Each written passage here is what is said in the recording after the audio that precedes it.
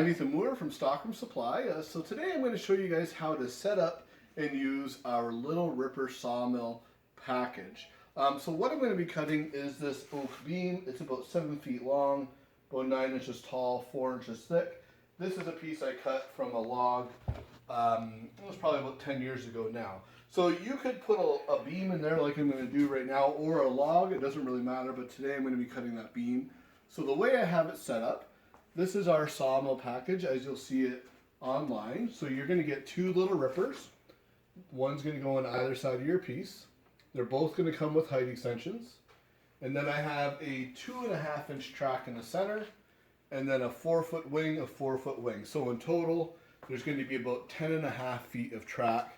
The maximum cut capacity is going to be about 8 feet. So I'm cutting about 7 feet, so not quite as large as I could, but getting pretty big here. So the way I have it set up though, I have it on my Rikon 10-326. I have a 3/4 inch blade, 2 TPI. I have quite an aggressive blade, very similar to what you would see on a sawmill, because I'm going to be pushing a lot of wood through fairly quickly. Now the track needs to be supported. Right here I'm using some flat top stands I got at Home Depot. But if you look at the other side here, you could also use a roller stand, or this is a shop made stand, but you're going to want to make sure that the track is well supported all the way across. And I'm going to be removing a lot of material, so I do have the 90-liter cam vac hooked up here. Now the one other thing I want to note, this is the Rikon, so I'm using the round rail. The actual track is sliding along the round rail here. But on the back side, something I would recommend is you also get one of our universal track clamps, which you might be able to see right there.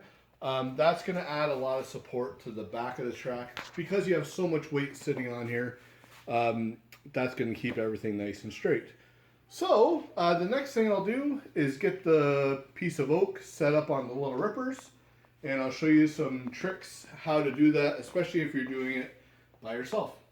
Okay, so when you're putting a big piece of wood in alone in 2 Little Rippers, so 4 separate claws, it can be a bit of a pain in the butt trying to keep these claws held up while you're lifting the piece of wood in. So a customer showed me this, and it's a great idea. I've actually shown it in a different video, but you put an elastic along the top of the ripper clamp, and that's going to help hold it up. Now, in this case, I'm going to need at least 2 to hold that up. But if you just go along to all 4 clamps here and hold them all up with the elastics, that's going to make it way easier when I go ahead and put that big piece of wood in. So let me put the elastics in here real quick. Okay, so I got all the claws lifted up with the elastics. Now I ended up using 3 per claw. So now I'm going to take this piece of oak and I'm going to lay it in the claws of the Little Ripper and get it clamped in just to get started. Then we'll get things lined up.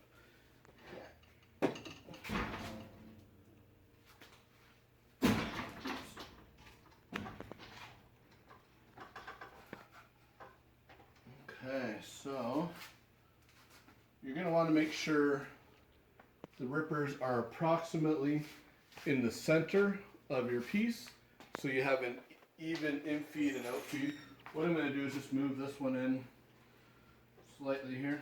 If I wanted to get real excited, I could actually measure it, but okay, so that should be good. I'm just going to move the beam out a little bit. So what I'm doing here is I'm just looking at the bottom of the Little Ripper, and I'm counting how many claws I have in the bottom. So I have 4 claws out on each side. And we'll clamp that in place.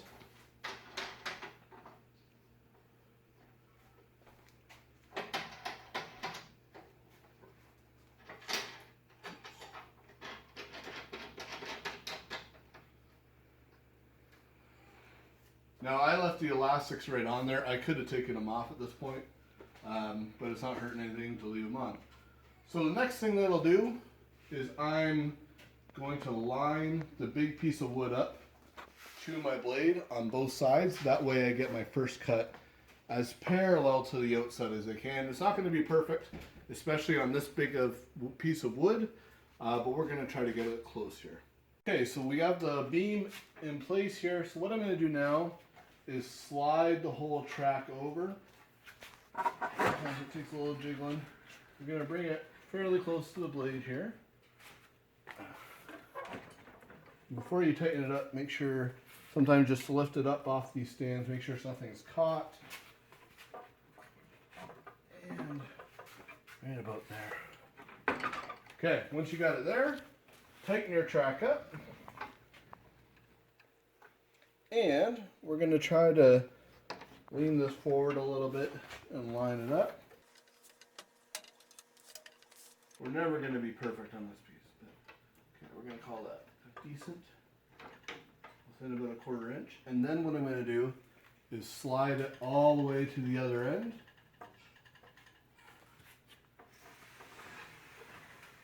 And see if I can, oh yeah, so you see how much the beam is warped here.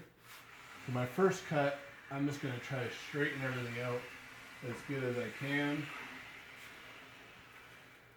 Okay, well, it's actually pretty lined up on this end too. The whole piece is probably nearly 1 inch out, 3/4 of an inch. Oh, let me slide it back through.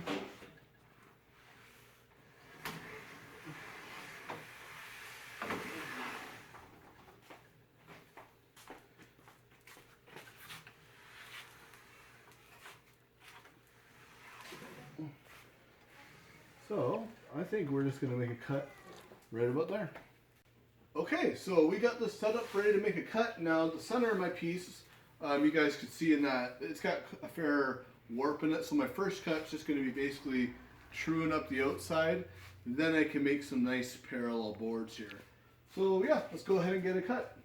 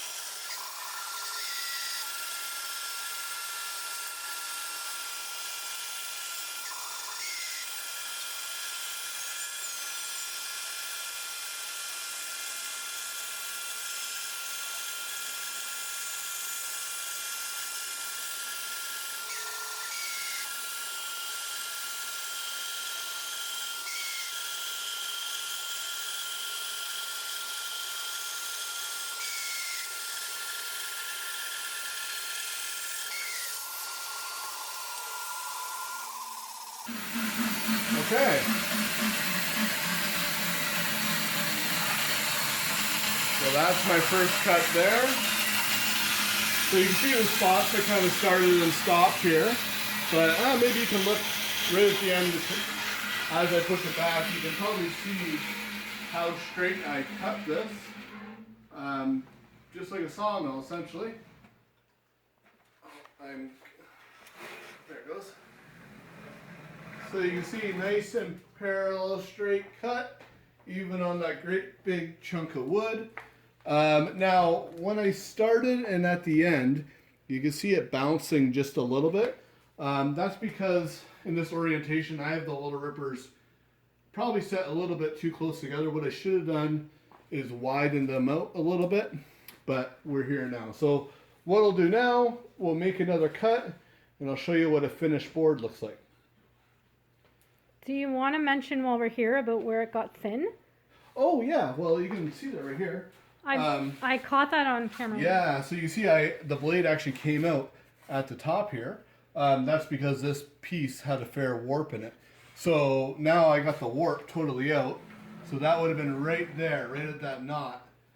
You can see where my blade is right now. That was the thinnest spot of the board, because as it dried, that knot and where that limb came out once upon a time warped more than anywhere else.